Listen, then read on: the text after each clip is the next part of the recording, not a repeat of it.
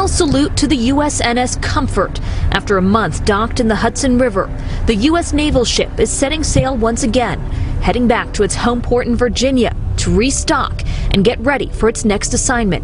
Even as the Comfort sails away, representing the encouragement that the situation has changed, but we're not done. The men and women on board the USNS Comfort arrived in New York to relieve stress on New York City hospitals. It was initially planned for non-COVID patients, but ended up taking in COVID-positive patients as city hospitals became overrun. It was a good feel to know that we had help when we needed it. Richard Armstrong is a Navy veteran himself. He stopped along Pier 25 on the west side to take in the sight. We wanted to be here to say goodbye to it. Further south in Battery Park, some gathered to see the ship cross paths with Lady Liberty. There's mixed feelings. New York no longer needs it, but there are likely other places that will. It's a good sign that they're leaving New York. That means that they did their job, and there's no reason for them to be sitting idle. They got to go back and clean it up and start all over again. Someone else will be blessed.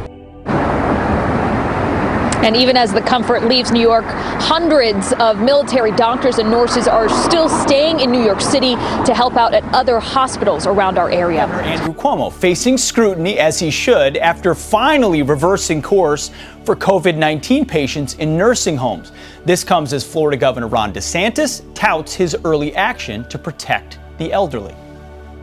And you're focusing those efforts where the threat really exists, which is in our senior population. So we did very early with the nursing homes, we restricted visitation and we prevented hospitals from discharging COVID positive patients back into nursing homes. That's like a tinderbox if you let that happen. Sounds like common sense to me, not New York. Our next guest says the drastically different approaches offer life and death consequences. Check out his new piece at Fox News Opinion. Here to explain, Fox News contributor DeRoy Murdoch. DeRoy, good morning. Thanks for being here.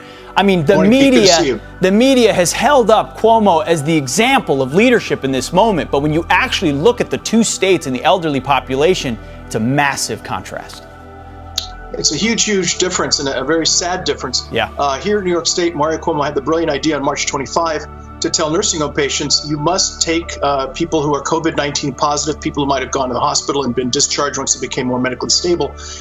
They were not allowed to send them away. In fact, they were not even required that they be tested. As a result, a lot of these folks went back to nursing homes. People got sick. Nursing homes which had not been touched by COVID-19 suddenly became hotbeds of COVID-19. And unfortunately, a lot of seniors in nursing homes started dying in huge numbers. The death toll right now is about 5,300, something like that. And DeRoy, as we know, there's a very large senior population in Florida. If anyone would have had the possibility for a breakout like that, they took the exact opposite approach, saying, we know who is most afflicted and affected by this, let's protect them. Exactly right. And they sent teams in to inspect these nursing homes. They sent people in to make sure the nursing homes had all the equipment they needed. They gave them additional training on how to avoid infections. And the result so far has been about 665 seniors dead in nursing homes in Florida. The death rate in Florida is about 3 per 100,000. In New York State, it's 27.5 per 100,000, so about 9 times worse. Absolute. Will we see the media ever really expose this contrast that Cuomo finally reversed course after defending putting COVID into nursing homes? Will they ever hold him to account for that? They really should. And it'd be one thing if all the other hospitals were full, but we had the Javits Center about 1/3 empty. We had the USNS Comfort, the hospital ship that President Trump sent up here, that had 182 beds filled out of 1,000. So it's not like there were alternatives to send people where they could go and be isolated, not get healthy seniors infected and ultimately killed. Andrew Cuomo really needs to be held to account on this, and I wish the media would do it. Hearing a little bit of criticism here in New York, but I don't hear very much nationwide. We're pressing into action the full power of American government and American enterprise, and our military has been incredible. We've just sent 3,000 public health personnel.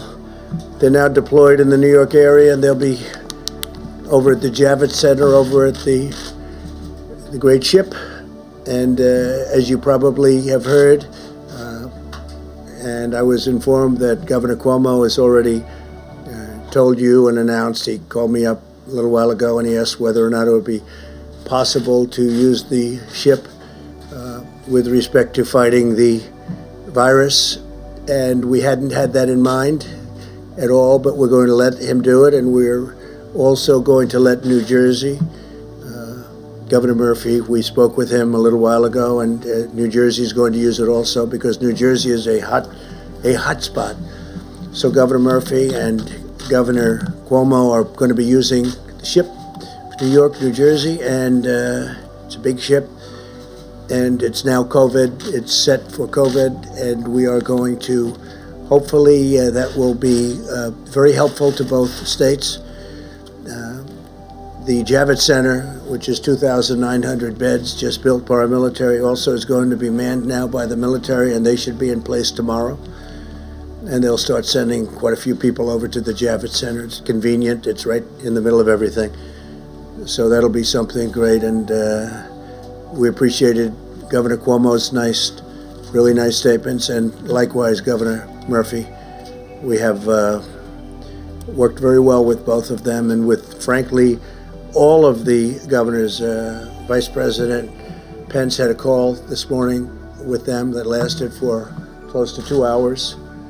And I understand there wasn't a negative person on the call. 50 governors, or just about 50 governors. I think they were all on, from what I understood. And they were very positive about everything